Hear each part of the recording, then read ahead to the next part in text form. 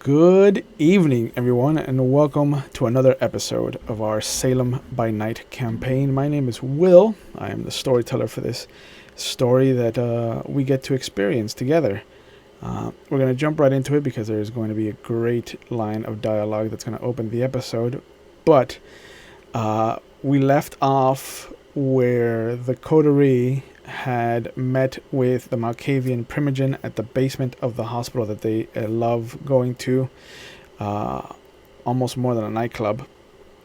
And as Samuel Hunter devoured this poor nurse that they had mind controlled and was in the thralls of a vision, the group went back to the apartment where they were assaulted by what seems to be two government agents, three of them. Two of them are lying dead on the catwalk kind of balcony that leads people to the various apartments of the second floor of this building that Albert, I will say very poignantly, used to live at. And this is where we're going to pick up right where we left off. What is it that you want to say to Connie? Connie, close the motherfucking door. Right. And I go and I run and I try to and I close the door. Yeah. And I stand up slowly. Yeah. And I walk over to Brandon. And I slap the shit out of him. If I cannot use potence to hurt him. Yeah. I don't want to hurt him. Right. But I just slap the shit out of him. Okay. There's a very delicious kind of connection between your palm and his face, because he's still kind of reeling from Connie's punch.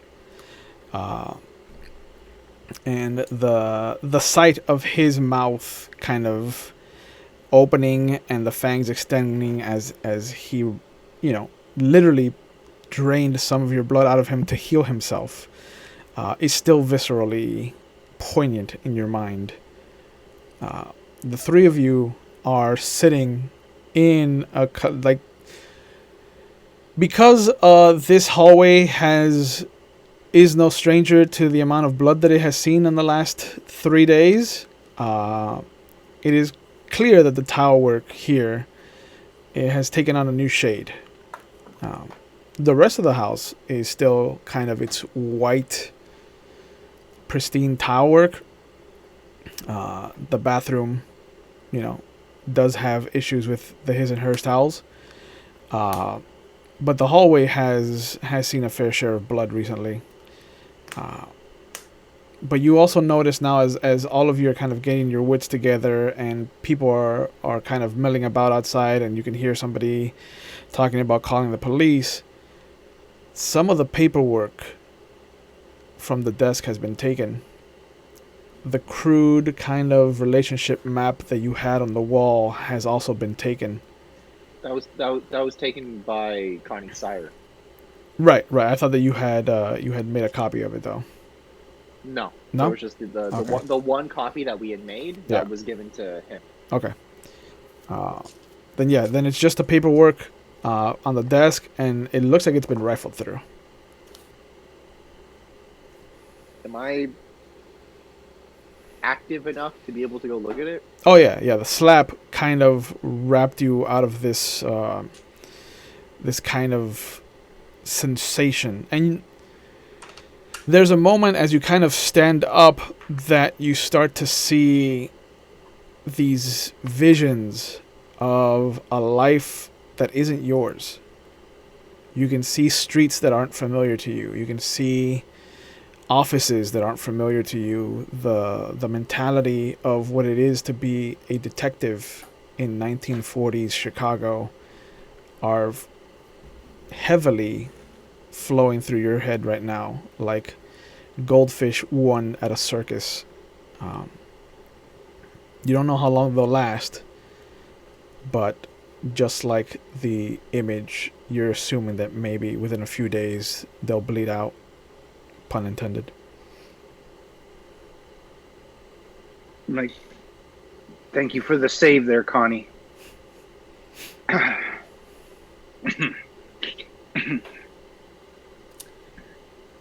I didn't know what.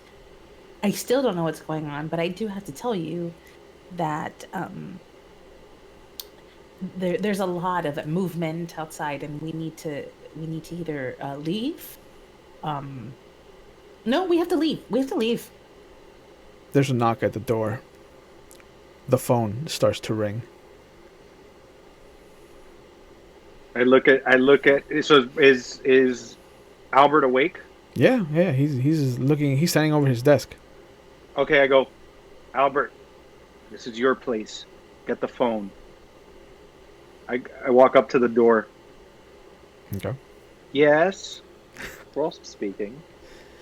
As you pick up the phone, Albert, you hear nothing but static. There's the sound of just comparable to something that's going to happen 10 years from now in the game, which is when people are going to log in to the internet on AOL, and you hear that kind of modem static coming from the phone piece.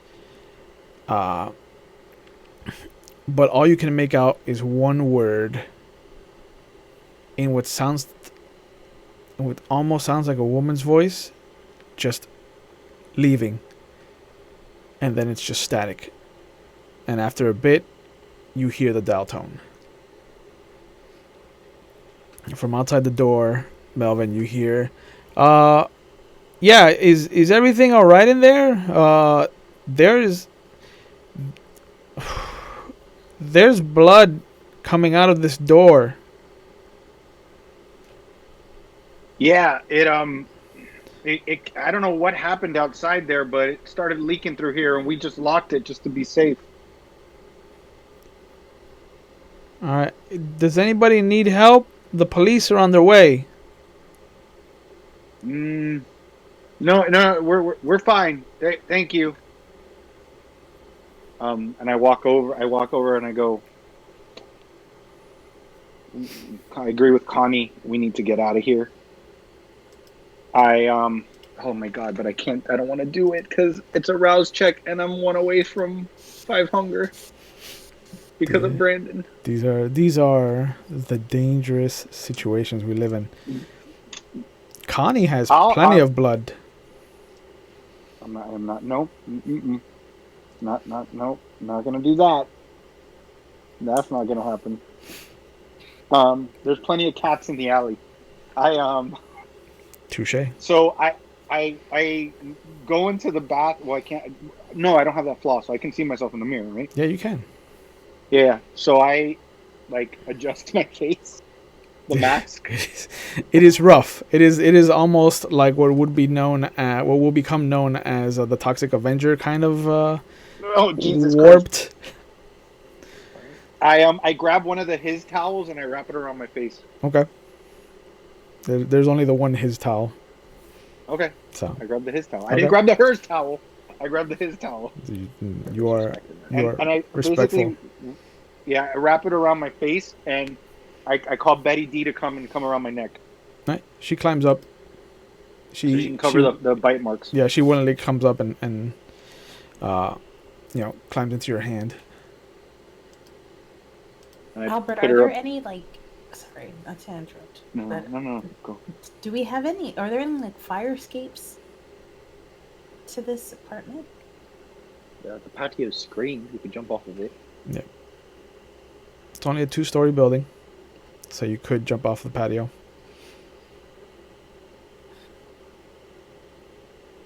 Looking at the desk, because this is my research station. This is my Yeah. desk. I know what's in it, what's not in it, Sure. what's missing. Let's have you make a intelligence and academics, since this is your own research. Would my specialty kick in because it's research or no? Yeah, sure, you can have an extra die. You did take your dice up there with you, didn't you? No, this was last minute. It wasn't expected. Okay. I'm on roll 20. Oh, that's right, the dice. Let me go grab my dice. I don't know where the roll 20 was last left on this scene, so we're about to find out.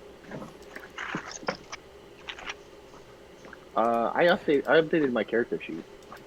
I understand that you updated your character sheet. Okay. There we go. Okay. So you rolled 4 successes. Did I? I Yeah. rolled it yet. I thought. No, that's something else. Oh, okay. I'm trying to figure out how to add the extra dice. When you create your dice pool, it'll ask you for any modifiers. Oh, and just type 1. You can type 1, yeah, +1. Let me move this. There we go. Ooh, Ooh. I got a 10. I know, but it's not on your hunger dice, so that's a good sign. Yes. So you got 6 successes. Yeah. So you realize that a lot of what was taken from your notes and your research is all devoted to the persona that you believe kind of talked about Atlantis and are prevalent to the propagation of theories of Atlantis.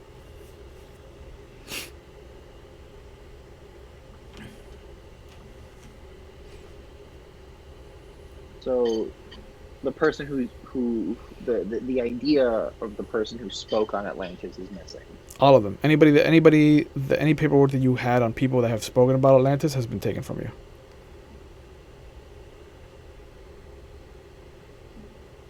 Connie, as the adrenaline starts to wash away from you, and there you see everybody kind of like dealing with their own kind of circle of influences. You see Melvin in the bathroom. You see Albert kind of sitting over his desk, rifling over his own paperwork and putting them back in the order that he believed them to go in. With all of that kind of dying out, you feel this very kind of pins and needle sensation on your fingertips, and you see that your claws start to retract as the beast that willed them into existence has kind of calmed down, and the desire for bloodshed is slowly ebbing away from you. But you can still see that your fingertips are just doused in blood, in this woman's blood that you just very easily kind of cut through the fabric and skin and muscle until you could feel your very fingertips just like scraping across her actual spine and rear ribs. It's a new sensation.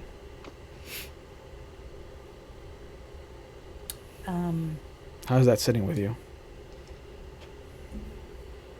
Honestly, it's a little jarring and a little exciting, but I can't help but continue to be aware of the fact that like there's dead bodies in this room and the police are on their way. Yeah. So I kind of put that in. I put those feelings sort of like in the back of my mind, and I go toward the kitchen. Yeah. And I start going to the kitchen sink and start to like scrub my hands, and like splash my face. As And as you're washing your hands, you feel a presence kind of lean back against the counter, and in your head you just hear, "It's a hell of a mess you made here, doll." And you suddenly have just these memories flash back into your mind of Preston and the sight that he was on that night that he almost did his thing to you.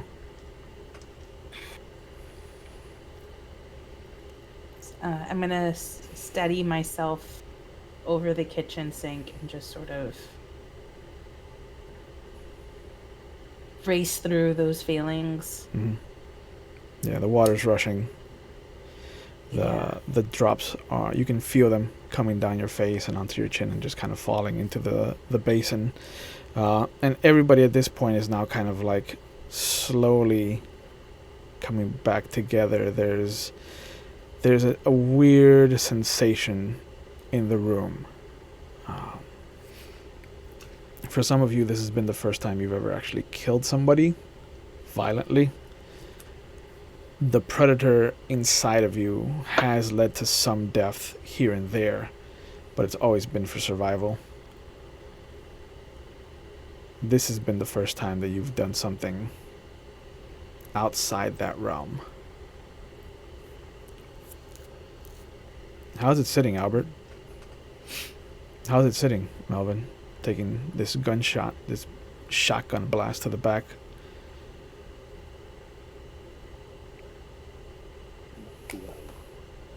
It's for me. It's kind of bittersweet because my instinct as a detective to protect people kicked in, but then when he started feeding on me, yeah, it immediately just I felt like I felt like an asshole.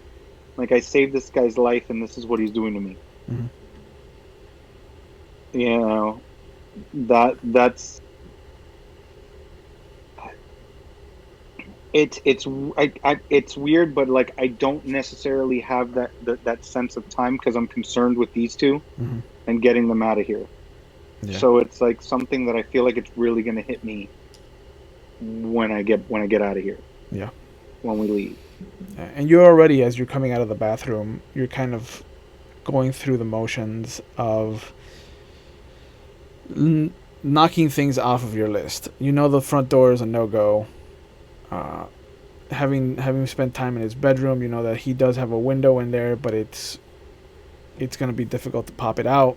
And then your attention turns to the sliding door that leads out to the little balcony that he has that overlooks this kind of shared courtyard with the opposite side building.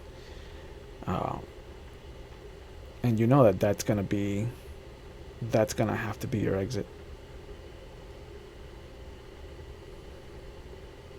I tell Connie and Albert, you know, I think we gotta get out of here. And I think that's the best route. And I nod my head over there. And I look at Connie and I'm like, are you okay? Mm-hmm. Yeah. Let's just get out of here. Is there anything else that we need from in here before we go? Albert might have some lira. Oh my god. A secret stash of lira? I think we should burn the apartment down.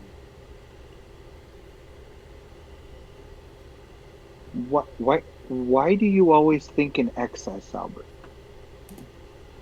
So it doesn't tie back to us. There's a lot here, you know? What about all your research and stuff? What about all the other people that live in this apartment building? What about Melissa? There's a nice ghoul next door that's sleeping. Are you gonna get Melissa first? Are we getting Melissa? Just a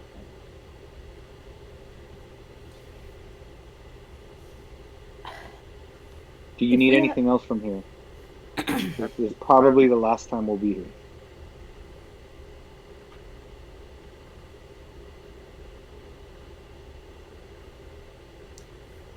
I'm gonna just grab a picture of my wife. Okay. This is all. I walk out to Everything's the. really I grab the sliding door, and I'm like, "Whenever you're ready," and I walk out. Okay. I'm gonna go to the bathroom and I'm gonna find her towel Okay. and I'm just gonna show it to him and be like, I'm gonna take this for you. done. Oh, thank you. It's Beal. Okay. It's gonna be a very simple strength and athletics check to drop down. Does my thing give me any benefit to that, Will? The potence ability? Since I can normally like jump 3 times and 5 times horizontally, so I'm guessing that. Well, yeah, the that's fall- that's to that's to take off. That's not to land. Oh, So- okay. So no, it will not help you in this Rolling. regard. So strength and Rolling athletics, one wonderful. Yep. I'm rolling 3 dice, and they're all hunger dice. Yeah. I'm literally trying to find all of my Yeah. 10 dice. Albert, of course, with his single die of strength and athletics pool, rolled 0. I got 2 3s and a 9. What's my strength? Okay. So yeah. Find it. So you easily vault over and you land with a hard crunch, and there's a little bit of a twist to your ankle, but nothing that you can't just walk off. Okay. You see Albert. You're not sure if it's just the way that he does things, or if he really just doesn't have any natural ability. But Albert just kind of walks up to the railing and just kind of lets gravity pull him down. And so there's just a kind of toppling over, and he just collapses and lands on his back with a heavy thud. I'll stick my arm down, and I'll pull him up. Thank you. Got to work on that. How many did Connie get? It's anything 6 or above, right? Yep, 6 or above. Then I got 2 successes. Oh yeah, super easy. Yeah, you even as you kind of wait to let Albert go first, you have you see him do the same thing that happened to him on the riverboat. You know, he is not a good judge of character of how high some things are. It might be a lack of depth perception, but he just hits and topples over. Right. Dude, you okay? I'll be fine. Of course, always. We should probably find you a nice cat. A few cats. I'd like a cat. We should find you a cat. We'll find you both some nice cats. But sure enough, you see as Connie drops down, the curtain from the apartment below Albert's slides open, and you see this elderly couple kind of look at the bloody mess that has landed in the courtyard. And then with the same kind of gesture, they just very slowly close the curtain.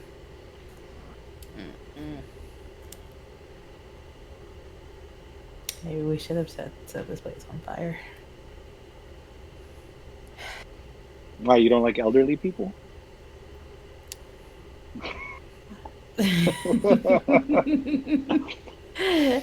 I mean, it's just that they saw us, but I mean, they're fine otherwise. I mean, at least it wasn't at a hospital with cameras. It's just the Alvarez. They're very sweet people. Oh, sweet. Mr. and Touche. Mrs. Alvarez. And I start walking. Yep. What time is it right now? It is just past 11:30. Okay. And as you guys are walking away from through the courtyard to the second half of this apartment complex, you can hear the sirens now in the distance getting closer. I start walking towards the park where I stashed the van. Okay. Are you going to go directly to the park, or are you going to want to go in a roundabout? No, way? roundabout. Okay. And I'm looking for animals while I do. Animals. All right. Go ahead and make a wits and awareness check to see if you Okay, can so spot any. 4 out of my 5 dice are all hunger dice. Thanks to Brandon. Welcome to the Thunderdome. Whew. Okay, so the hunger dice. I don't want to crit, right? I mean, if you do crit, it's not terrible. It just is a bestial. It's a beast related critical. I crit on the one die that wasn't a hunger dice. Because I rolled that one separately over here, and I rolled the 4 over here. That's good. I got a 10 on the non-hunger dice. Yeah. I got a 4, 2 9s, and a 6. Okay, so 4 successes. Yeah. Sure enough, as you guys are making your way around, you do also have enough successes to notice that the florist van is no longer parked across the street from the complex. But yeah, as you make your way around the side streets and on your way to the park, you do find a stray dog and several rats, about 4 rats. That shouldn't be difficult to catch. The dog comes right up to you, though. Oh, perfect. I grab it. Okay. I'm like, hey!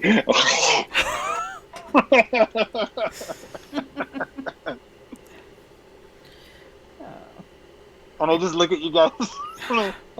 Hi. Yep. Yeah. It is a little thin from lack of nourishment, but it does look like it was a kind of golden retriever breed. So it is enough to slake 1 hunger.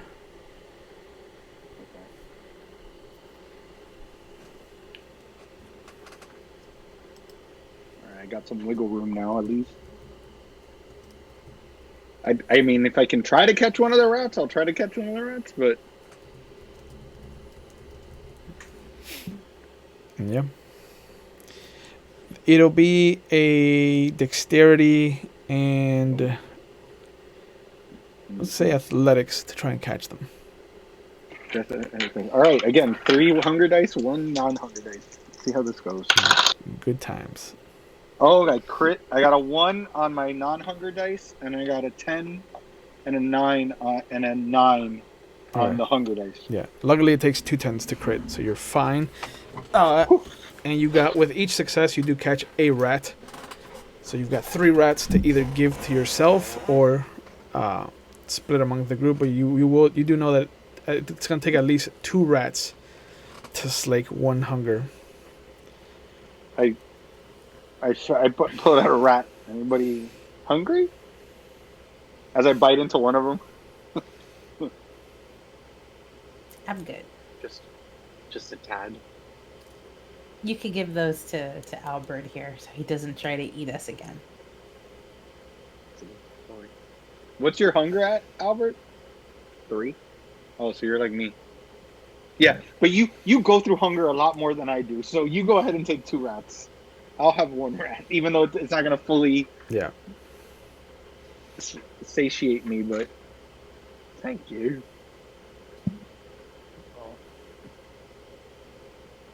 I'm up 2 hunger. Yep. You'll be The at 5 by the Dear end. diary, Melvin gave me a rat today. 2 rats. I gave him a hickey. Yeah. It is it is unpleasant tasting this fur in your mouth Yeah, this is new. as you kind of had to like find a place to pull back your tongue as much as possible, and the squirming you're not used to, given your traditional predator type. Yeah. But the hunger also kind of pushes the rat towards your mouth before you actually have a moment to second guess yourself. And as you pop the top, so to speak, on the first one, the second one is already in your hand, kind of like you can feel your fingers shifting it around so you can get a better angle at how to feed off of this thing. And as the first one is drained, the second one just instinctively comes into your mouth, and you can feel the fangs pierce the skin, and you can hear the squeak just kind of stop. And then you just slake one hunger off of 2 rats, 2 big heavy rats. Thank you.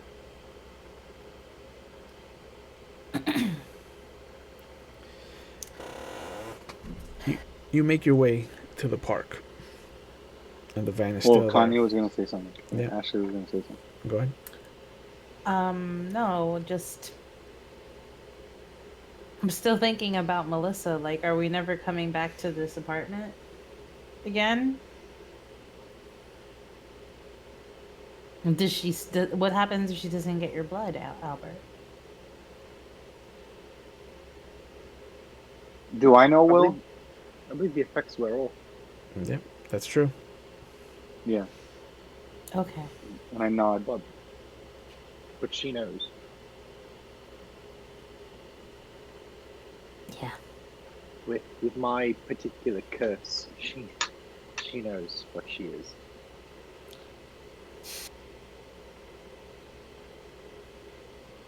Well, maybe we can regroup and come back, but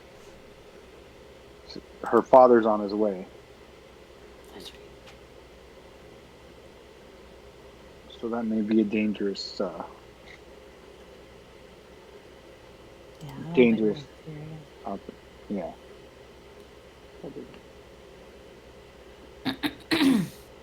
If I mean, I could go back and go through the screen of her room or her apartment and toss her down to you. But the police are almost there, and I don't take too kindly. It'd be much wiser to see her in the morning, in next evening, I would say.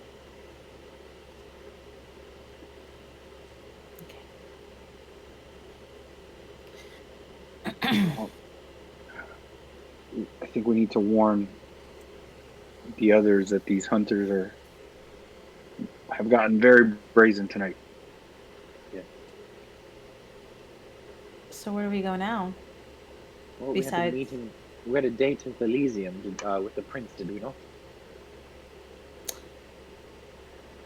All right. Okay. But would it be wise? Would it be wise to go to the theater, knowing that we're wanted, followed even? I will. I kind of take a look, another look around, and see if I notice anything out of sorts. As you And since it's dark, I'll do my my protean power. The eyes of the beast. So I ignore sight, darkness, que fancy. and that's free, so I don't have to make a roll. That's right. Yeah. Nice.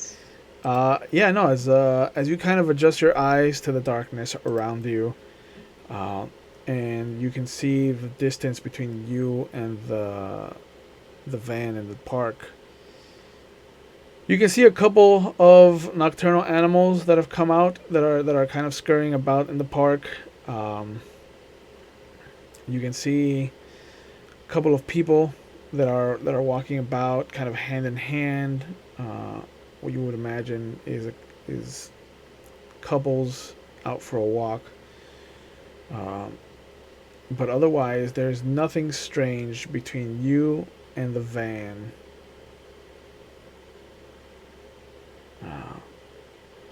It looks like the coast is clear to me. But remember,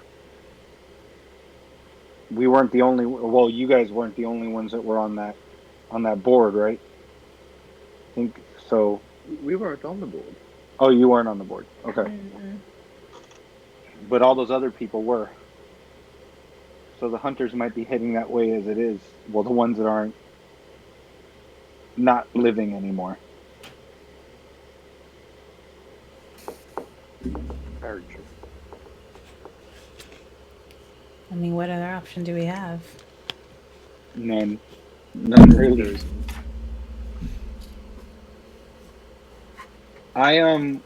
So Will, I try to see if there's any other cars on the way to the park. Given that you're going through the back alleys trying to hunt, it's very rare to find a vehicle out there. But in between the streets, you can see that there are a few cars that have been parked out. Do you Oh, want? but you said that I can't unscrew it because I want to change the license plate on the VW bus. Yeah, you would need a screwdriver. Yeah. Can't my vampire hands aren't strong enough to get the nut. You could try it. Ashley's claws. You could try it with your bare hands. You do have potence. That's all. So I'll sneak up to one Okay. and see if I can do it. Yeah, it'll be a strength. No, because it's manual dexterity, so it'll be dexterity. Hunger? And we'll say athletics. Okay. So hunger dice and not hunger dice. Actually, no, larceny. Okay. Because you are being. Oh, it's the same amount. Yeah, so I didn't get any successes on my hunger dice, but I got a 10 on the regular die. Okay. So it's slow going, but you can take off a license plate off of a car on the way over there, if you so would like. Okay. Yes, I would. Okay. Okay. It takes you a good almost 20 minutes to get the license plate. Oh wow! I tell you guys to keep watch.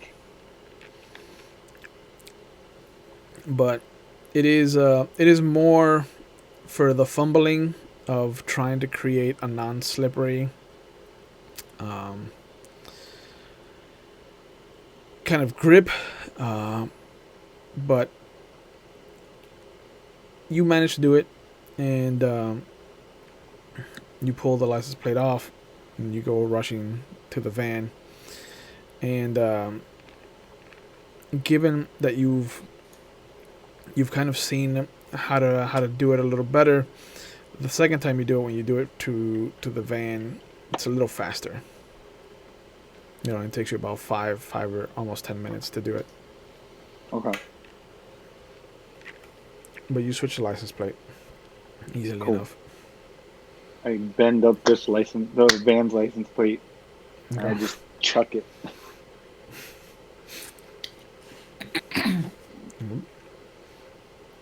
Covering our tracks.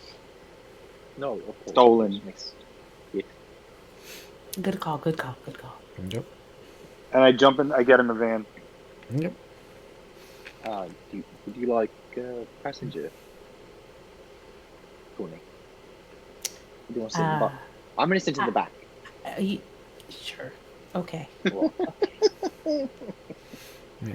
I'll sit in no the back. shotgun for me. You boys ever been to Mexico? So yeah. So you hear the heavy sliding door open. Albert gets in the back, and it's a little bit harder for him to close the door.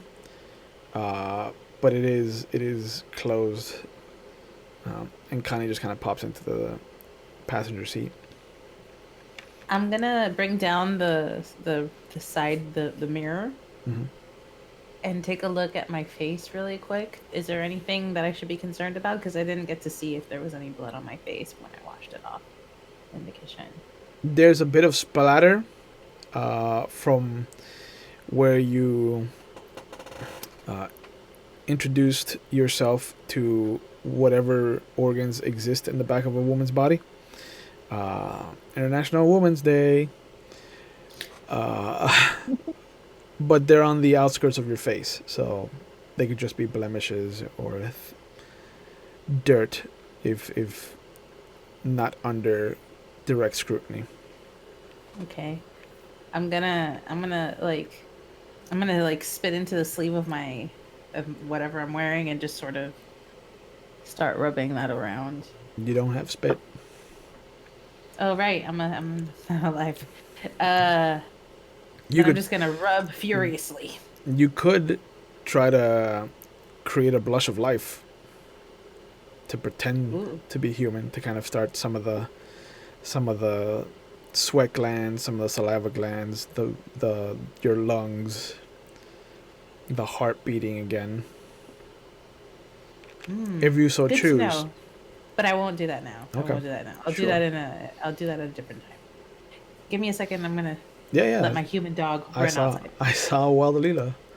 You see a wild Layla? Yeah. Yeah. You can't. Those of you who the Twitch can't see, but yeah, my dog's there. Hold on. So, the rest of you guys drive off. Where you heading? To the. I'm gonna do a roundabout way to the theater. Okay. So sure enough. What would normally take like 10 minutes will take 30 because I'm gonna make really sure. Yeah. Excuse me. So sure enough, you get there, and you can see that the marquee is turned off. But the lights underneath are actually on. They're the welcoming lights for audience members, and there is a gentleman sitting at the ticket counter, at the ticket booth out front.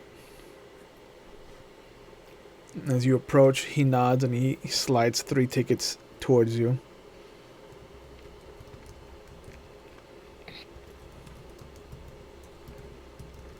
If I remember correctly, it's the Rocky Horror Picture Show. It is. Steel trap. Yeah. And he just looks over at you guys and he sees the state of the state of you and Albert, and he just leans down. You're late. Go on in. I go like I'm about to say something and I just walk. I'm like, oh. Yep. So sure enough, you go through the first set of double doors, and then you see that there's nobody to take your tickets inside. Mhm. And as you go through the second set of double doors, sitting at a kind of cafe chair in front of the counter of what's it called, like the popcorns and stuff like that, concessions. You see the sheriff, and he just looks at the 3 of you. He's like, "Well, I was hoping there'd be a good reason for you being late, and it looks like there fucking is."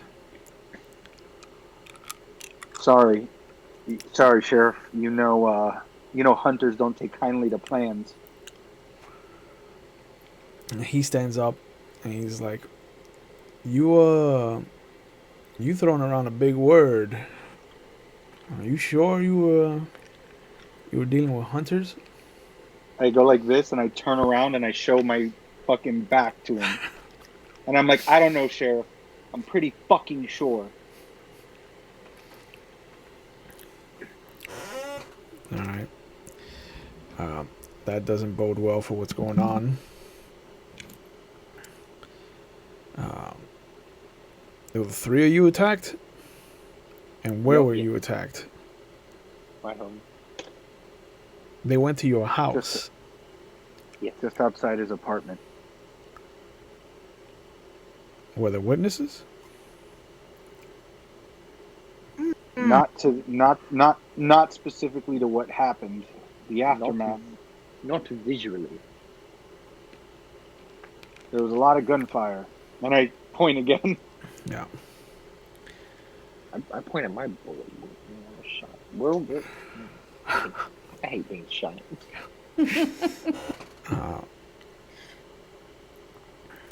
He's like, all right. I'm going to need a report about whatever happened to the three of you. But that can wait until after because you've kept the prince waiting. And she is not happy about that.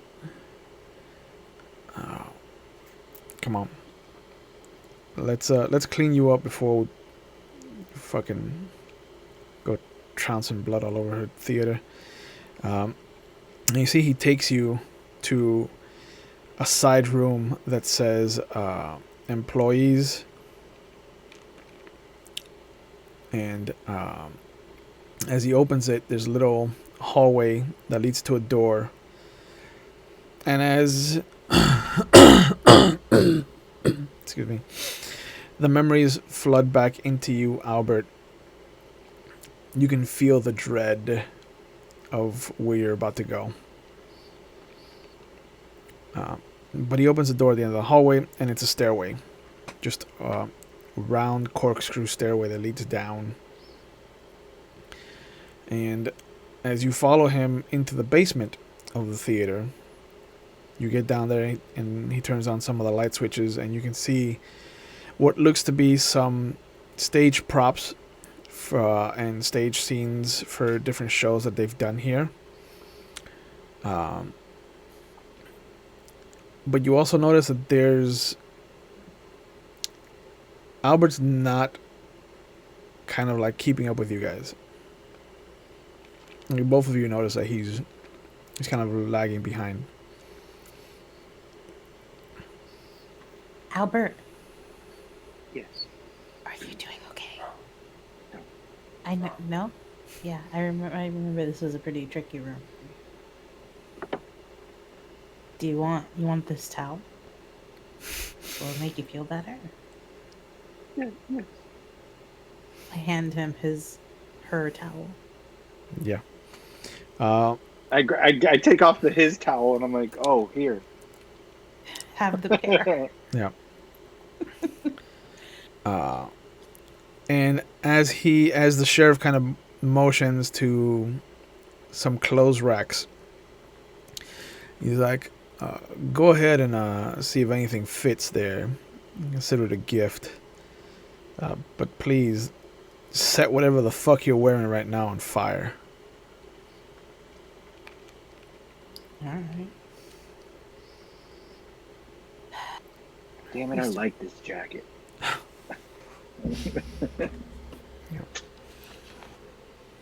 I'm looking for any sweaters. Are there any hoodies or anything in here that I can take? Jeans. There's a few jeans. There's a few regular dress pants. There's a few hoodies, but there's also like regular sweaters, like jumpers. I'm gonna take a jumper. Yep. And a pair of jeans if they fit. Yep. Yeah, it's Anything easy. Similar? Go ahead. Anything similar to my like normal academia stuff? Yeah. It's easy to find a set of clothing to match some kind of look that you want. Even if you want to replace your trench coat, there is another trench coat there. It's a different color, obviously, but it is, the same length. Even a rod's in your favor, actually, Jeff. Oh, odds. 10. Damn it. Yeah. It's about to give you a fucking cowboy duster. Oh! Why wouldn't you just give me it after what I suffered? Nah. There's a regular, like, long trench coat. Yeah, I'll grab that. But it comes just to about where your knees are. It's not exorbitantly long. Okay. It looked like there was a I'm long. looking for a suit. I'm Yeah. looking for like the suit, something similar to what I had. Okay. Not difficult to find. 3-piece if possible.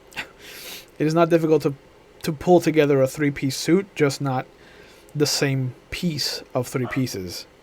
It'll be like a black vest or a blue vest for a black kind of jacket or vice versa.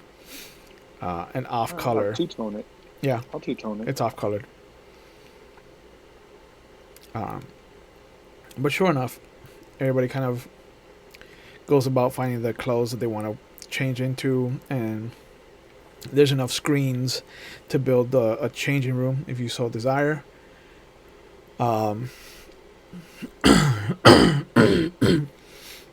There's even racks that have exorbitant and kind of outlandish costumes, like what you would imagine is something like Jesus Christ Superstar, or maybe Godspell, things like that. Nothing too wild, but definitely things for like shows that take place, like period pieces. You can definitely see like the petticoats for like the big skirts. You can see some bodices, and definitely a bunch of stuff for like shows like Our Town or Little House on the Prairie kind of thing. Mm. Don't forget I'm to good take with things out of your pockets. Yeah. And Albert, as you're putting on your shirt and kind of choosing a tie to go with it, you can feel a feminine hand on one of the ties that's in your hand. That's also in your hand, and you hear your wife's voice in your head. I always did like you in this color. Wear this one for me, love.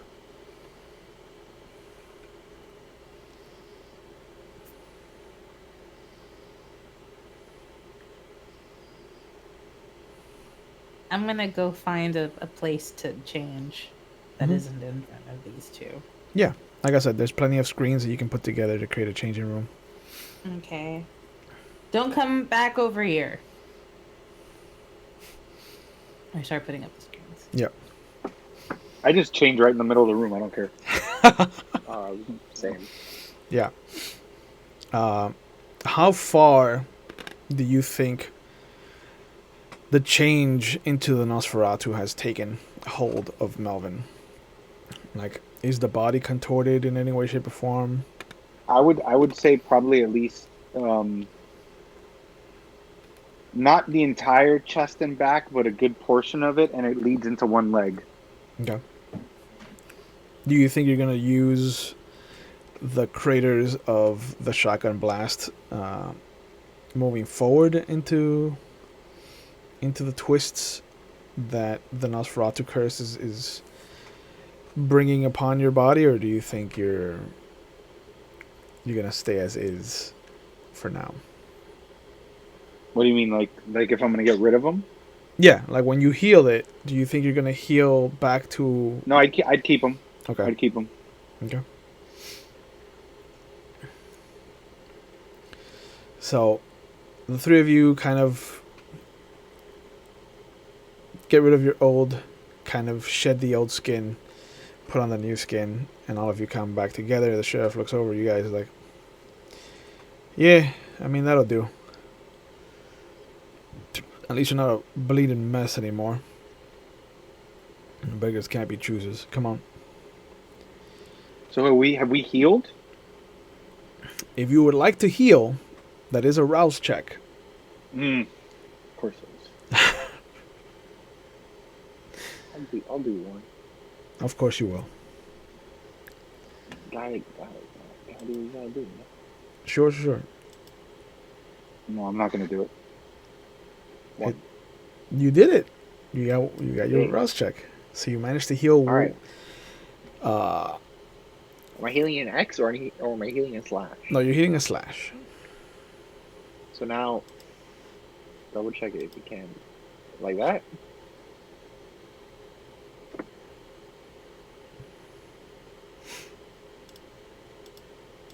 like that. Oh, Yeah, nice. there you go. Okay, Very nice. so Sheriff Green walks you back up and takes you into the Elysium Theater, and you can see the prince is there. There's another female, red haired, kind of in the light. It's more kind of like a blondish color. Um, you recognize Samuel Hunter is there, uh, but you also see that uh, there's a gentleman that two of you, Albert and Connie, don't recognize, but that Melvin does. Uh, and it's weird that he's actually out in the open when you guys walk in, because you're used to him just being really invisible. And that is Malcolm Thatcher. But the Nosferatu call him the Snake. Okay. And as you guys come into the theater, you see that they're up on the stage on seats, and the prince stands up as you guys approach with the sheriff, giving him no time to introduce you whatsoever. She just kind of steps forward. Very well. What is the meaning of this conclave?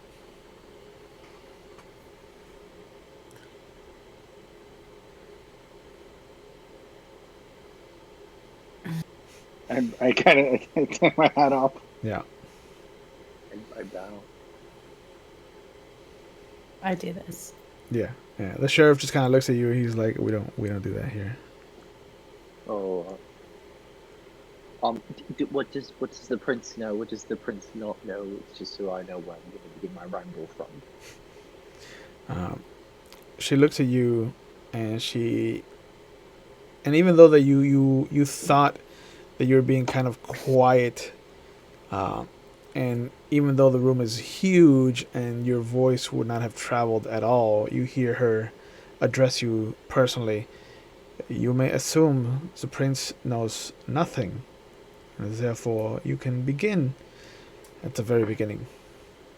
All right. I believe it all hold on. Well, how many days has it been? 3 or 4 since 3. Elysium? 3, because it was on Friday, So- and it's Sunday. So about 3 days ago at Elysium, Connie, myself, and I believe Jane Arwin, the 3 of us were tasked by Primogen Samuel Hunter to go and understand what I believe it was the whereabouts of where these bullets were coming from, and then we went to go figure that out. And we're also trying to figure out what was the meaning behind the bullets and whatnot. And so they shot me in the hand with one of them, and now I have a little bit of a stump hand, but it's growing back. It's all right. I lost my wedding ring. It's a whole thing.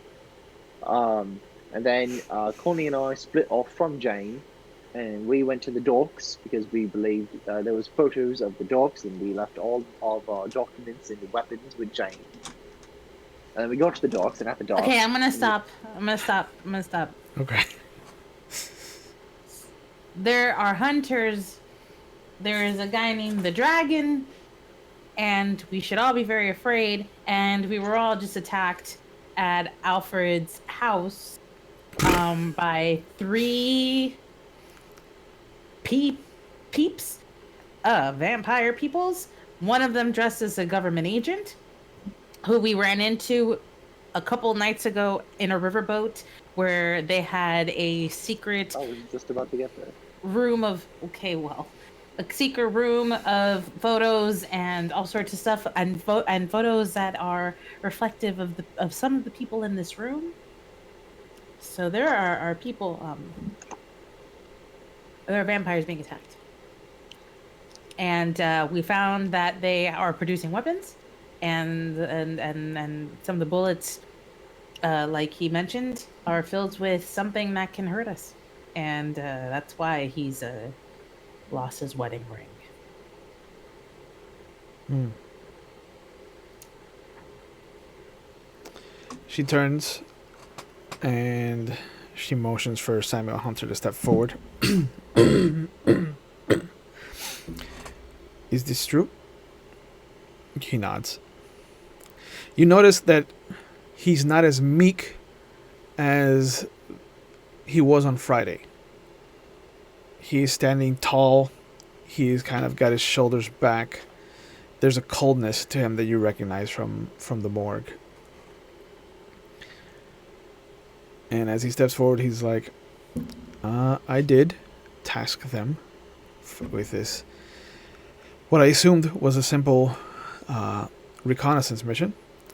And clearly has become something much greater than they have been able to ascertain. I think we can put a different coterie on the situation if you'd like, my prince. Oh, my prince. Did we forget to mention that he did one of his weird rambly things? She And I point to immediately Samuel Hunter. turns to look at you. You were present for a vision. Oh yeah, saw the whole thing. Y'all were. Would you like to regale us with the details of this vision, since he has kept it to himself? And she slowly turns to look at him. I actually remember it kind of clear. I could probably recite it for you. Our detective remembers all the little details. It was also today. She nods at you. Please. He saw a river, a bridge on fire. The river glows red, orange, yellow. Wolves, and he howled. Red dancing hair. They've taken her daughter. Shadows form in the north looms. Waves crashing in the south. The third eye opens to the east. She stirs again, again, again. Mountain churns its red tears.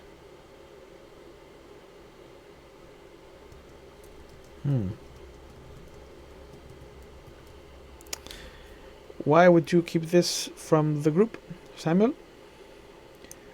And he turns his head halfway between her and you, almost like he's about to glare at the three of you. And in an instant that is almost frightening to the three of you, you notice that she goes from being maybe like 6 or 7 feet away from him to being right up in his face and holding his chin to keep his sight on her. And she goes, No, please, Samuel. I was the one that was talking to you. Do not treat me so coldly in front of our guests. Why did you think you should have kept this vision from the group? And every time that you've dealt with the prince at Elysium, you've seen that she is very kind of happy. She tries to put on a face of everything is okay. And for the first time, you hear the tenaciousness of the role that she exhibits. This isn't the voice or the posture of somebody regal. This is an animal.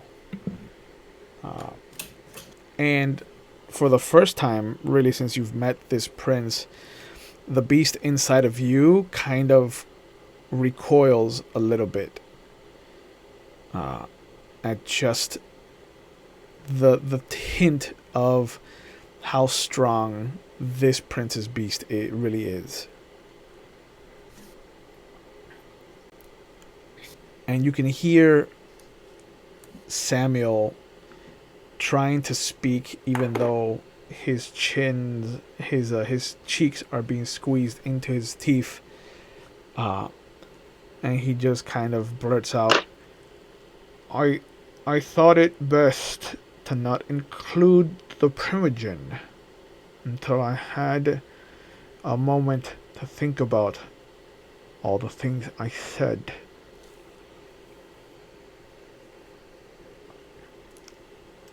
It is at this point that you see that Melvin, you see Malcolm step forward.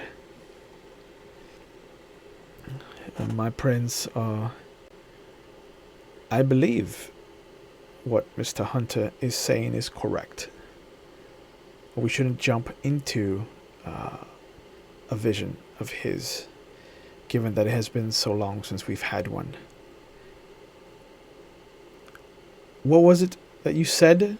Her child has been taken from her? Is she asking me or is she asking him? No, he's asking you. He's turned his attention to you. This was a prince No, this is Malcolm. or Malcolm? Malcolm. I'm like, yes. It said that he said they'd taken her daughter.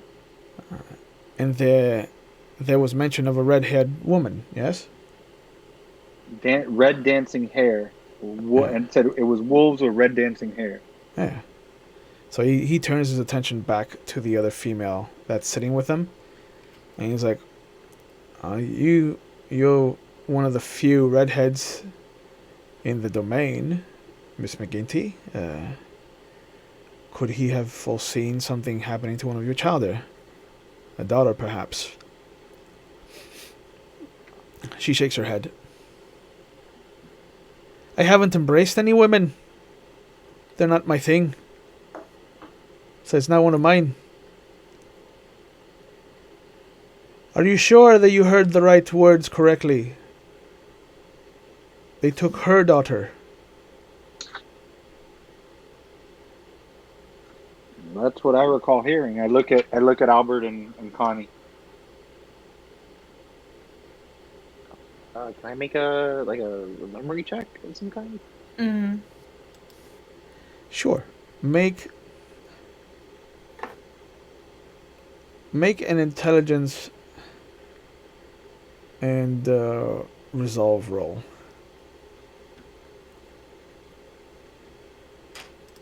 I'd do the same. Yeah, go ahead. And resolve. Yeah. Oh god, a lot of dice. Oh, combining two traits. Yeah. Okay. Yeah. Okay. Alright, I got 1, 2, 3, 4, 5 successes, and one of them was a 10. So. Okay. I got 1 success. Okay. Yeah, Albert vaguely remembers it being a female. You remember there being a feminine quality to whatever it was said. But Connie, you remember verbatim a line that even Melvin forgot, which is that they've taken her daughter. She's going to burn the city because of them. Yeah, he said they've taken her daughter and she will burn the city for them.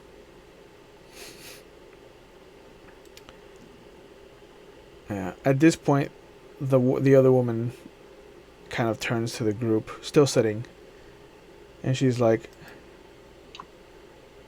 "I mean, they also mentioned the dragon, and there's none of that going around." But at that point, Malcolm kind of turns, and he's like, "Unfortunately, the dragon I think they're referring to is Werner Herzfeld. it's actually a Simitsi." Yeah, of course. I had heard that he had come into the city, or that he had agents in the city rather, but he's been kept busy in Kennewick. I don't think he's here. I do know of another Simitsi that is in the city, however, and his presence has troubled me for some time because he hasn't moved on, but he has stayed his self in West Salem, and I was kind of glad to keep him there, as long as he doesn't come into the city proper. But if he's been noted by Mr. Hunters, and you see that he does correct himself, if he's been noted by name or title, at least by Mr. Hunter's vision here, then he's clearly become a person of interest, I think. This might be a much safer, and he kind of turns to look at your group with a little bit of like, not disdain, but the kind of look you give when somebody mentions a plate of food that's a little too high priced for you. Mm-hmm. He's like, this might be a good task for this coterie. Safer, less chance of bringing down the ire of any hunters. At this point, the prince lets go of Samuel Hunter, and you see him take a few steps back, holding his face.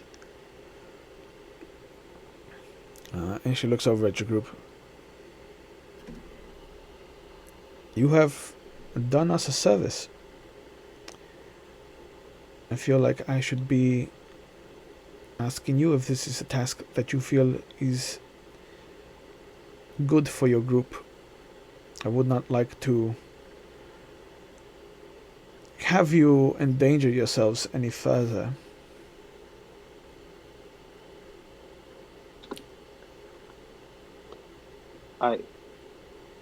I can't speak for these two, but whatever's best for us in the city, we will do. Then what say you? What exactly is the task, my prince? At this point, you see Malcolm step forward. I think it would be safer if we have your coterie set up a kind of information network. My clanmates, present company excluded, as he points over at Melvin, have had difficulty going across the bridge. The Anarchs have made it very difficult for any of the Camarilla vampires to survive long across the bridge. You have, however, an inn, as he points over to Connie. Given that Miss Eastworm's sire is allowed to come and go as he pleases.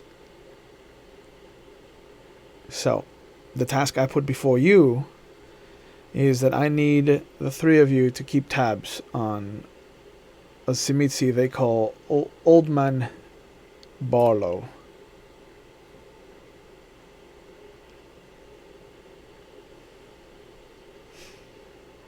I need to know why he's in the city.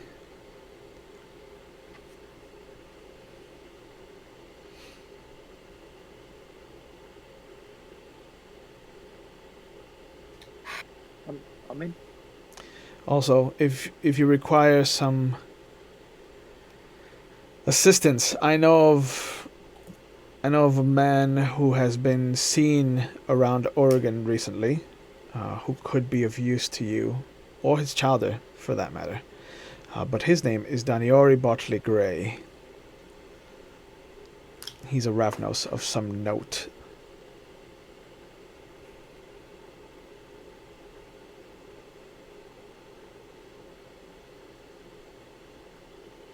He's in the city? Mm-hmm. Okay. Last I saw.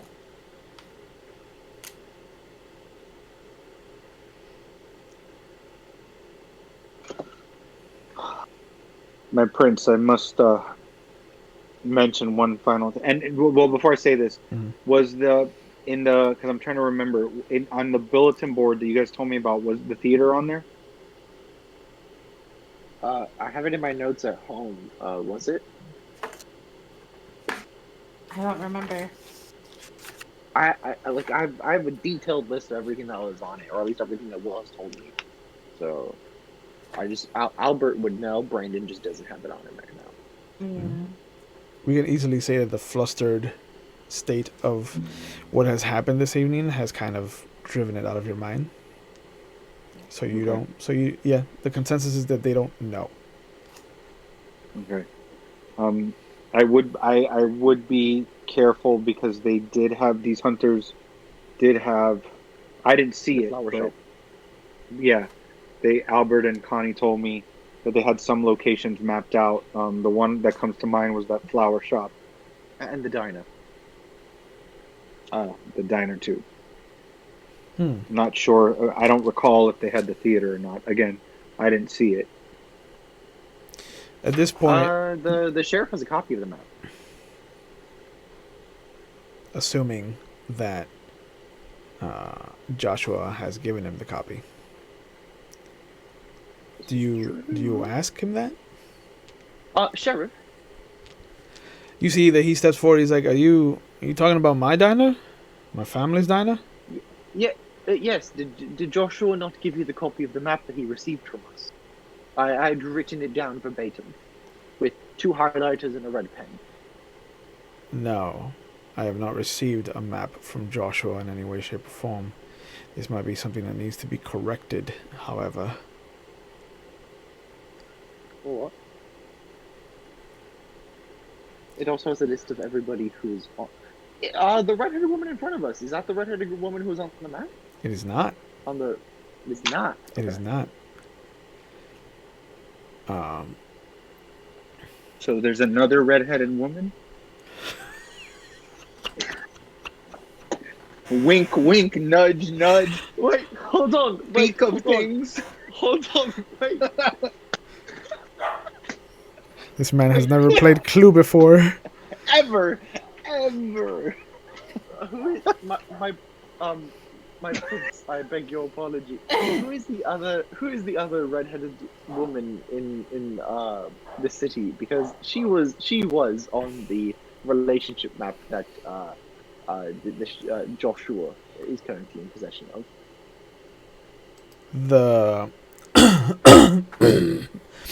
The strawberry blonde woman in the background kind of stands up at this point and steps forward. She's like, if you're asking about any redheaded kindred, there's only one real. I mean, there's 2, myself not included. There's a Gretel Meyer, but she's gone missing recently. The only other one was. She was, and you hear the prince at this point. She was banished across the bridge. It has to be her. Gretel Meyer? And you see, Malcolm actually does scoff a laugh, and he's like, "No, we're talking about the other redheaded woman, Miss Yvette Morrison." Yvette Morrison. She was the other Toreador that challenged the prince for the role 4 years ago and was banished across the bridge. So that might be someone we're gonna run into on this information map, huh? She looks at you Just and she's keep like, in mind. Yvette Morrison is dangerous to anyone and everyone. If she is the woman in this prophecy, in this vision, who has had her child taken in some way, shape, or form, this would be the most heinous of actions against the Camarilla as a whole here in Salem. I truly Would you say believe heinous enough for her to burn the city? Yes, in fact. I dropped the mic. The invisible mic that's in my hand.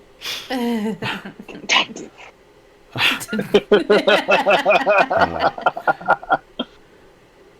There were rumors that she had created a childer some time ago.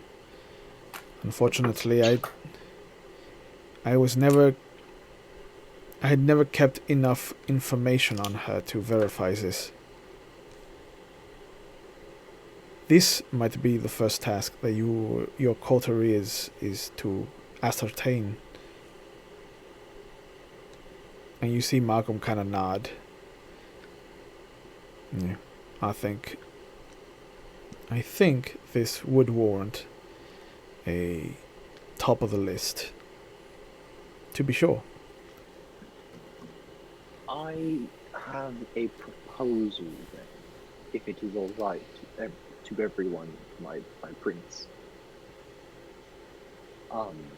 Would it not be wiser then to have us cross the bridge under the guise of being cast out from the city, to then be welcomed in either open arms or untrusted open arms, if you understand what I'm trying to relay here? Hmm.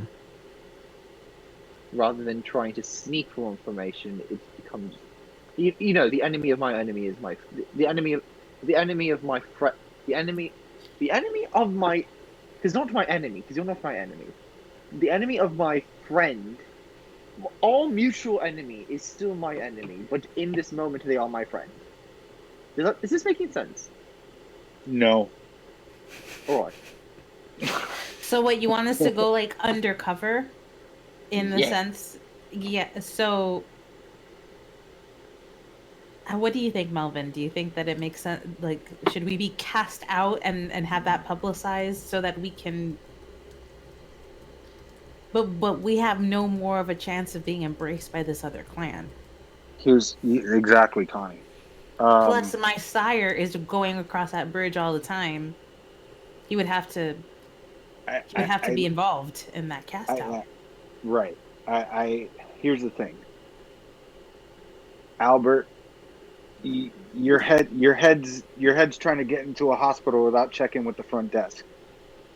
If we have access to Connie's sire, who can freely move across and has access, he can get us over there. We're running a major risk of we could be outcast, and like Connie said, they'll rip us to shreds. Then where does the safety lie in having Joshua take us over and him leaving us there?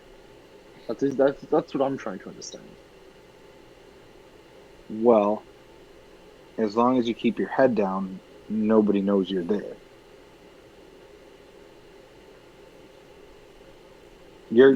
It's the difference between coming in through the back door or coming in with a bullhorn through the front gate. Both plans have their risks, honestly. Yeah. The last thing that we would want is to be... The worst thing that could happen is we're embraced by this other clan, and somehow they find out that we're moving in our information, which is putting big old targets on our backs. Well, lucky for us, the targets are already there. Just by hunters.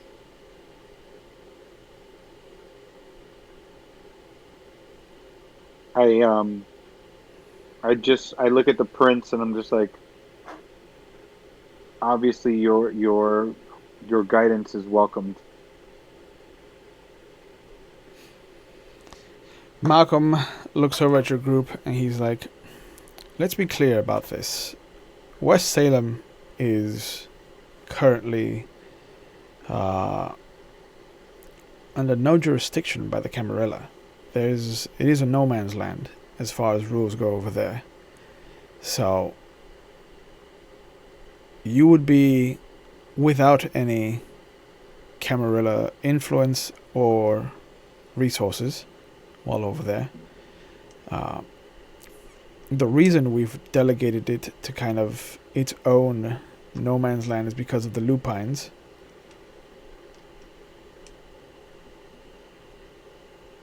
So, if Miss Morrison has raised any form of anarch resistance against us, it would. I would be surprised if it was more than maybe a handful of vampires.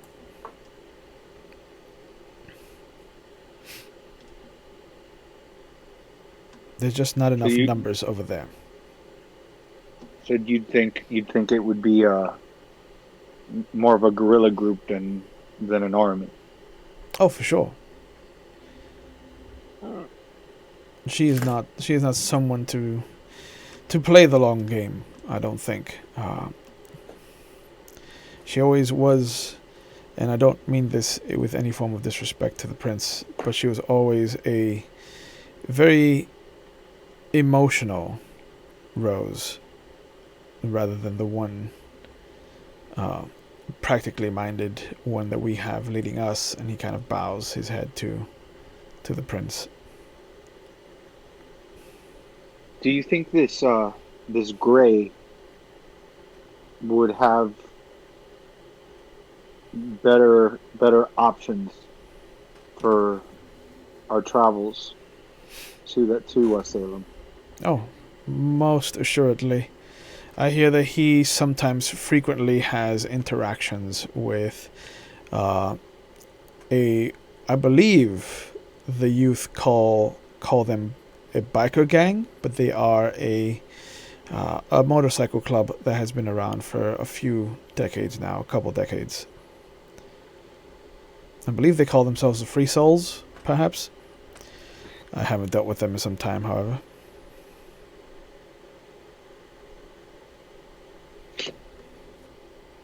I think that's our best option, is to go try to find this Mr. Gray first, before we jump into anything too impetuous. You see the sheriff kind of step forward between the group and the members on stage, but he kind of keeps his attention on the group, and he's just like, I'd like fucking Joshua brought before me before anything else transpires. I'd like to know why the fuck I don't have this map that you were given. Because how long has it been in his possession? How long has it been, Will? A day? Yeah, since yesterday. About a day? A whole fucking day he's had this. And the first time I hear of it's because of you motherfuckers.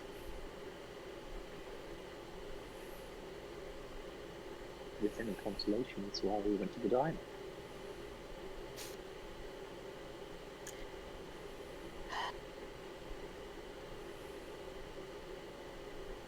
I'm sure that he will get it to you right away. Oh, I have no fucking doubt anymore. Because as sheriff, I'm proclaiming your coterie bring Joshua before me. How many jobs did you have? 3 jobs now? Yeah, but 3 jobs. Which job is number 1? Mm-hmm. This is now. What should apparently. we prioritize, Prince? Which She looks at you, and then she looks over at the sheriff, who is fuming, and she smiles, and you see some of that regality come back to her visage, and the tone completely changes, and she just looks over at you. She's like, I believe that Mr. Green's task should be at the top of your list, as that could pose a threat to the sanctity of our group as a whole. Right here. Okay. Wonderful. Get Joshua information on Samitsi. Find Yvette Morrison. We have a lot to do. Sheriff, do you have any idea where Joshua might be? He looks right at Connie.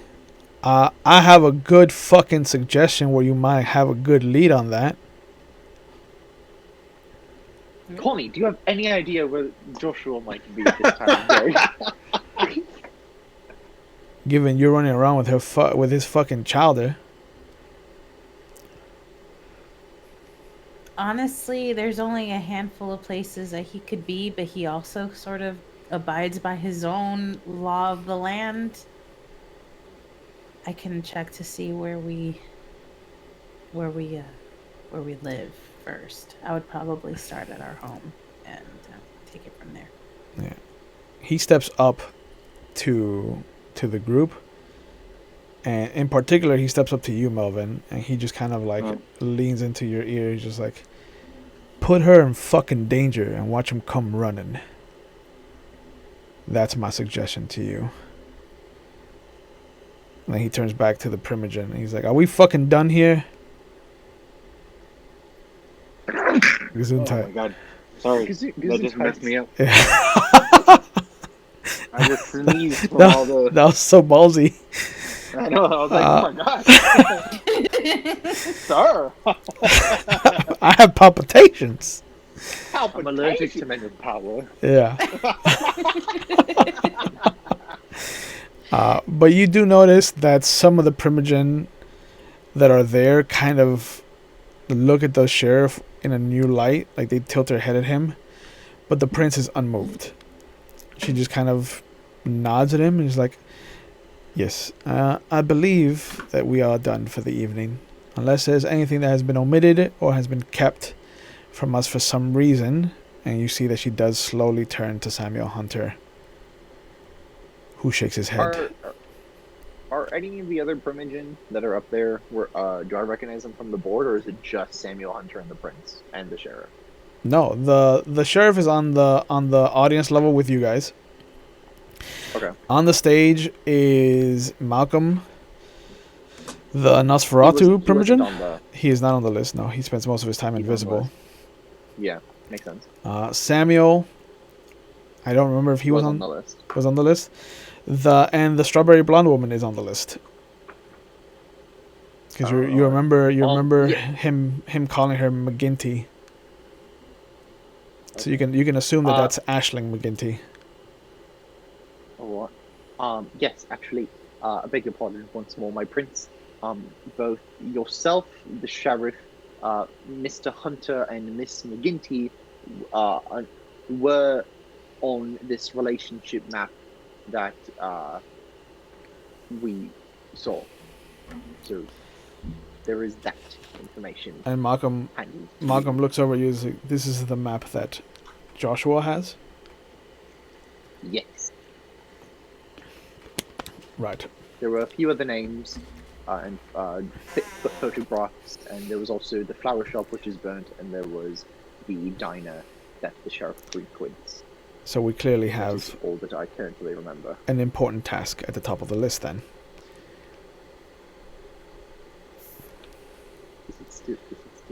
Is it still get Josh? It's Josh. He nods. Yes, it still gets Joshua. Yeah. Yes. I just shake my head. I'm like, oh my god. Yeah. It's still okay. All right. Well. Right. At this point, you see Aisling jump down off of the stage onto the audience level. She's like, given that you fucking ran into some hunters, are you armed for another excursion? No, we're not. All right. She has claws. Guys. You want to say something else, man? What else are we sharing with the class? Yeah, sure. She has claws and he has a ferret, and I have nothing. Right. Well, I have a clansmate who can take care of you. She also has a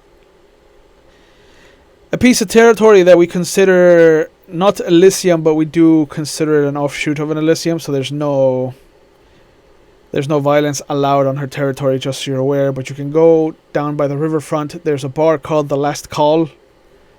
Oh, right. Samantha Crushin owns it. Oh, she's so nice. Right, you dealt with her then. Briefly. Yeah. She can get you some Can't say weapons we've had enough. if you need. She's what? She can get you some weapons if you need them. Just let her know that I sent you, so she doesn't treat you like fucking vagrants. Oh, is that what we needed?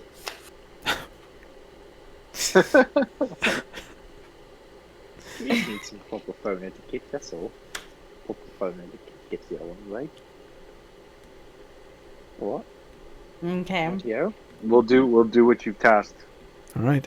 Joshua Samitsi, Yvette Morrison. Yes. She nods. She pats you on the shoulder, Melvin, and she walks away from the group. Do they have like beverages here, like blood beverages or anything for the prince? Like at these shindigs? Like canapes? Yeah. I think we're 3 days late to the bodies. Well, they have a concession stand. They got like, Yeah, popcorn. I don't know, maybe the popcorn's like fingered tips. I don't know. Or like the beverage is Dr. Pepper, but it's blood. It's Dr. No, Pepper's it's actually Dr. Pepper. It's actually Dr. Pepper. Yeah. Yeah. carbonated for your pleasure. Yeah. Yeah. Minute Maid is an actual maid from like a hotel. Yeah. Oh, the bubbles tickle my nose. Look, I got a mustache.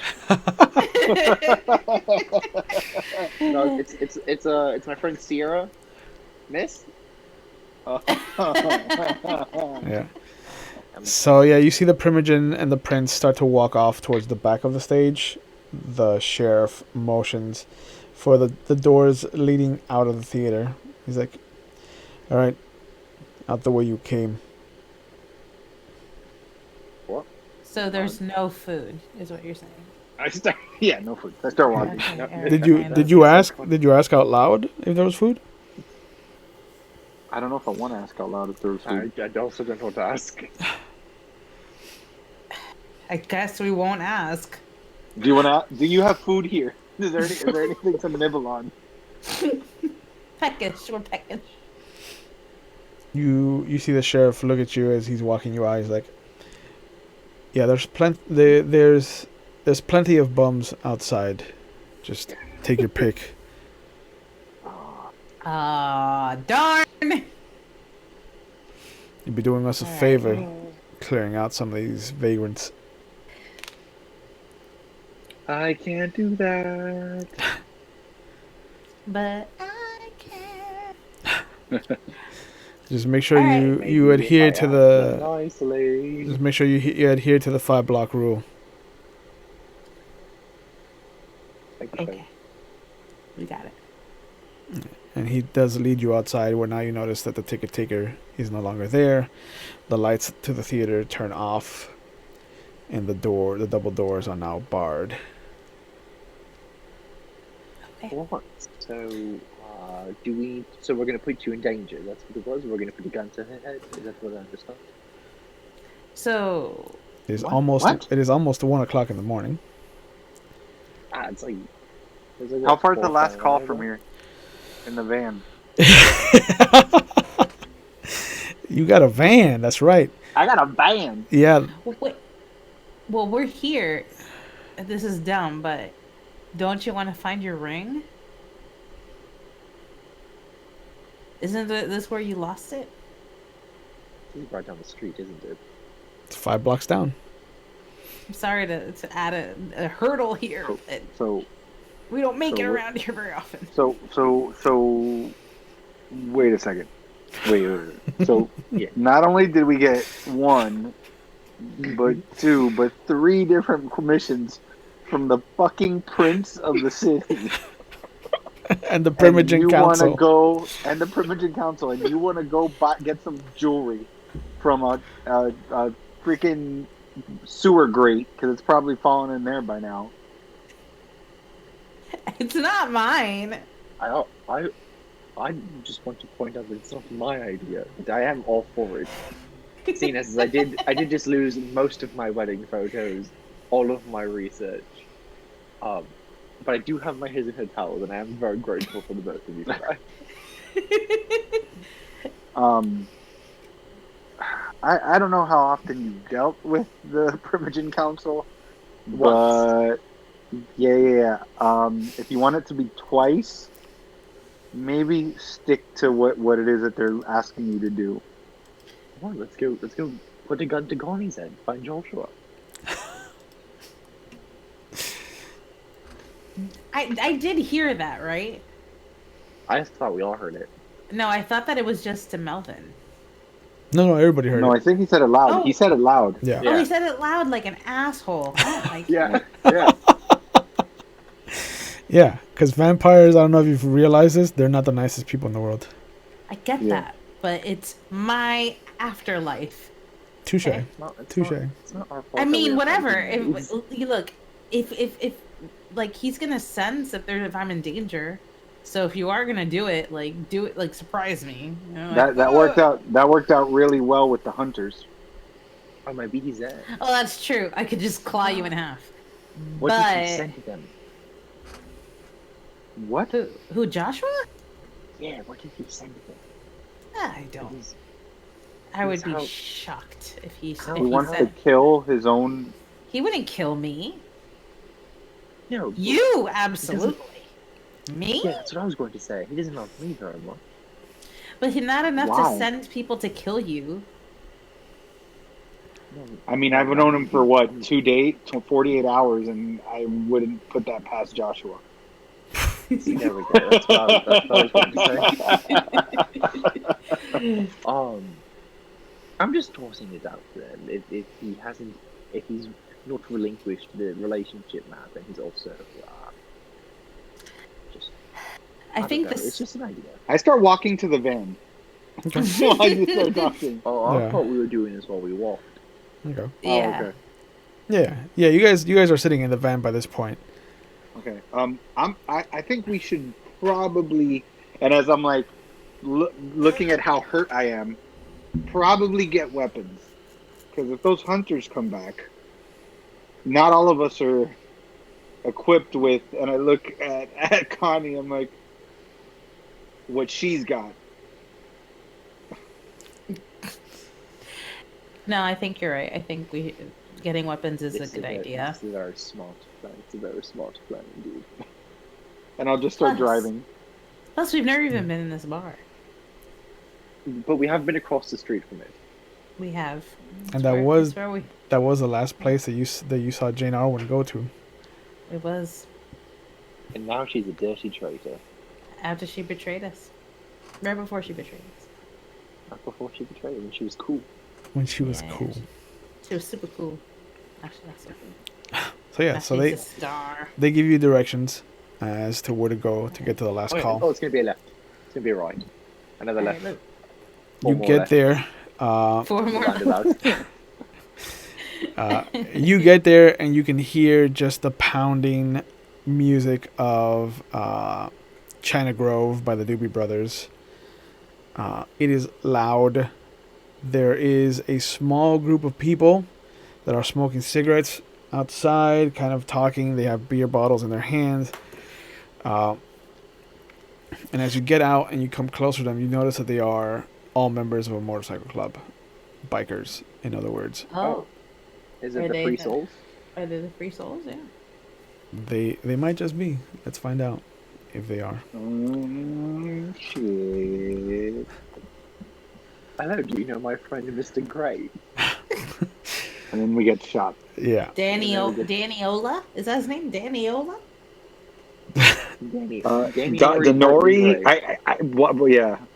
I heard I Botchley. wrote Daniola Bartley. I wrote Denori Botchley Gray. Will said it very fast. Yeah, I I don't know wrote- what you were saying. I have So I I was got just Gray. like- That's why I referred to him as Mr. Gray. Because I was like, that's. I got that one. Yeah. It is the Free Souls Motorcycle Club. Oh my god. Yay! Do you guys want to kill two birds with one stone? After I have a gun. But what if they leave? Buy them a drink. They won't buy them a round of drinks. They won't leave. Yeah. Oh, do you think Yeah. You have Lyra, don't you?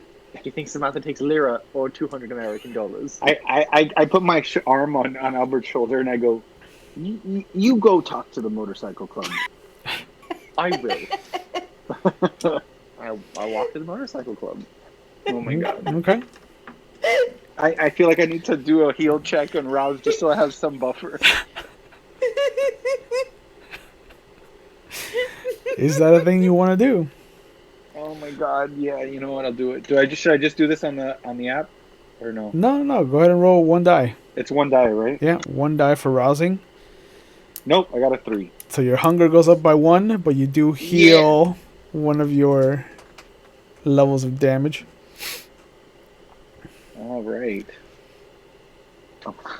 I'm one away from the shit show. And and as you start to heal some of the wounds on your back, some of the craters, immediately you just hear this kind of old hit from your hometown, and you start to get these images of the old style gangsters kind of flooding your memories, and you see the kind of parallels between them and what's happening here, and how slowly, even though it's not organized crime, this is kind of what it's going to become at some point. Like, you can see the rails being laid down, and there's a moment where your beast starts to snarl, and you can imagine how satisfying it was to put down those first few kind of gangsters you drained when you first became a kindred, and what led you to kind of choose to hold on to your humanity. And now you see them, and sure enough, the old thirst starts to bubble up in your throat. Cool.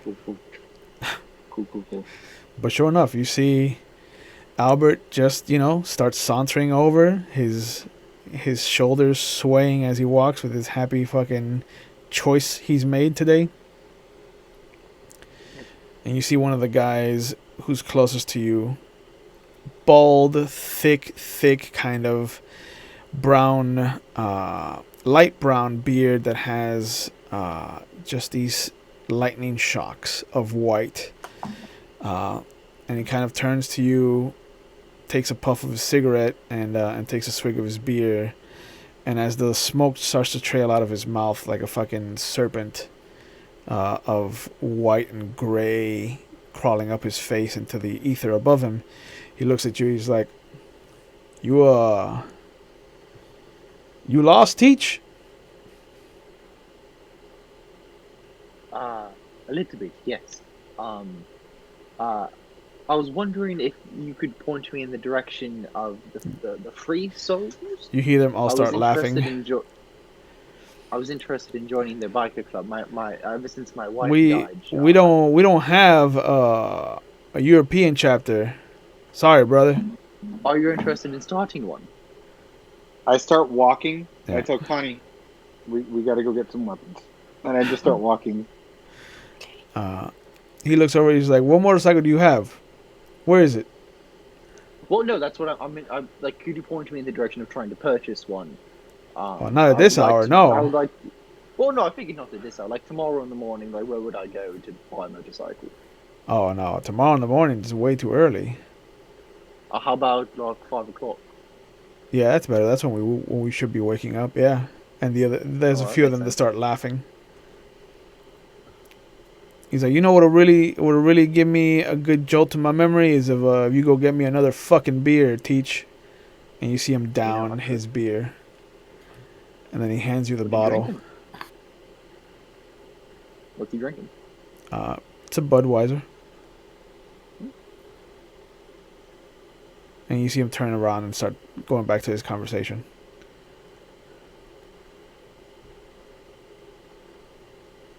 Yeah, I'm just gonna walk away. Okay. Connie and Melvin, you walk in first into the actual bar, and the first thing you notice as you walk up through the door is that there's a stairway leading up. It is not as high as a regular second floor, but you do notice that it goes up a few steps. This guy just left for no reason. He's over it. He went to get a beer. I'm back. Is everything okay? Yeah. All right. I mean, Connie was Professor Albert Frost for a second. Yeah, and I was Oh, Connie. shit. Yeah, and Melvin was Connie. Shit. So, yeah, but that's okay. Okay. Melvin and Connie walk into the bar first as you're having your conversation with your new best friend. They notice that it has a few steps, maybe about 6 or 7, that lead up to the actual main floor.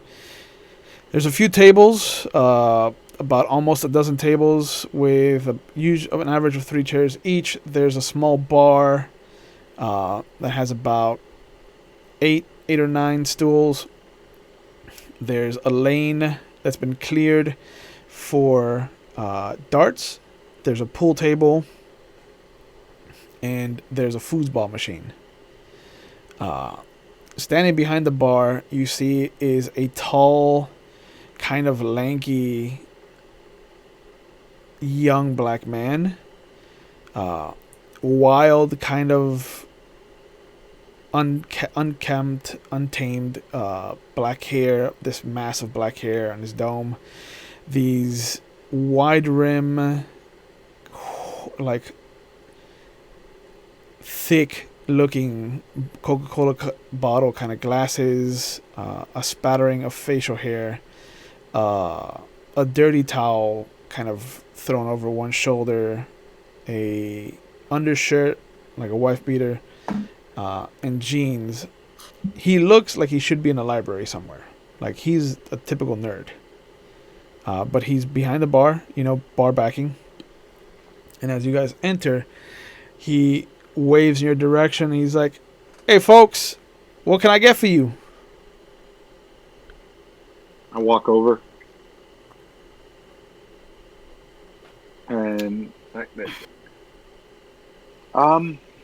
we're looking for Samantha.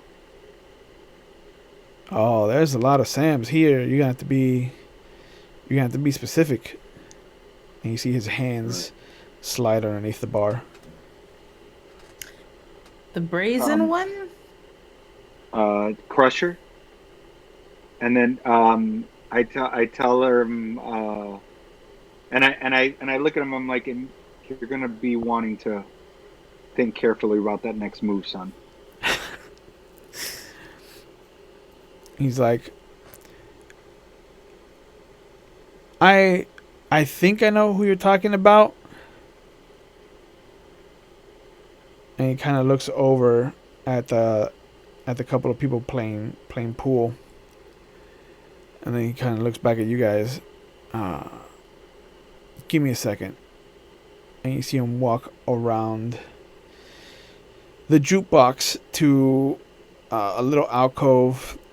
And you see that he kind of stays looking at you, but you see him use his left hand to what looks to be knocking. And after a moment, you see him kind of turn into the alcove, exchange some kind of wording with whoever's back there. And then as he comes out, you see that he's followed by this gorgeous blonde woman who is just south of 6 foot tall. And you don't know if it's the heels on the boots or if it's just her regular height. But she has jeans that look to be painted on because they're so tight. This short sleeve white shirt that has an emblazon of Debbie Harry on it, of Blondie, and just a vest of different kind of patches of musical acts. And she comes over stands right where the barback was standing, the kid was standing, and she looks over at the two of you as Albert enters, and she goes, "Well, what the fuck can I do for you?" We were, and I think I spelled her name wrong, Will, because it was Mac. I got Macintosh, but that's not the name. No, it's Miss McGinty sent us. She also said to give McGinty. one of those bikers a Budweiser.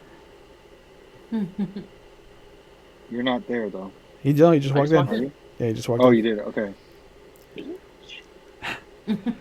No, that's fine. She looks at Albert and then back to the two of you. Ashling sent you? Nod. Jesus. Just to give anybody fucking weapons these days. Alright. Come on back. She looks at the kid. She's like, "Lewis, I'm gonna need you to hold it down for a bit. I gotta deal with toddlers." And as she leads you over to the alcove, you see that there's a door behind the jukebox that says manager. But she goes over to the wall next to it, and as she does something, moves something, or kind of presses something, the wall slides open and leads to a hallway with a stairway leading up to another level. And as you all three kind of walk in, and she closes the door behind you, she's like, "Go up the stairs, make the first left." And as you do go up to the next level, you see that there is a split hallway to the right and to the left. At the end of each hallway is a door, unmarked. Which way do you guys go? I might make the first left. Okay. I'll follow. Okay. So nobody's gonna be cheeky. Not here. I like it. The first chance she gets, she's a fucking riverboat captain. In here, follows the fucking rules. I'm not here to be predictable. That was the best.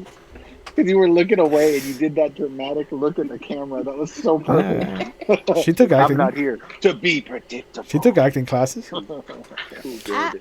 as an actor, Yeah. I've done the acting. as to acting. So as you open the door, the left-hand door, you can just see a wall of handguns. And there is on the opposite wall just, canisters that look to be for gasoline, and just what looks to be the items necessary for, a good riot would call for. Crowbars, bats with nails in it, 2x4s that have been kind of filed down, and then you see a whole table of wooden kind of 1x2s that have all been sharpened to be stakes.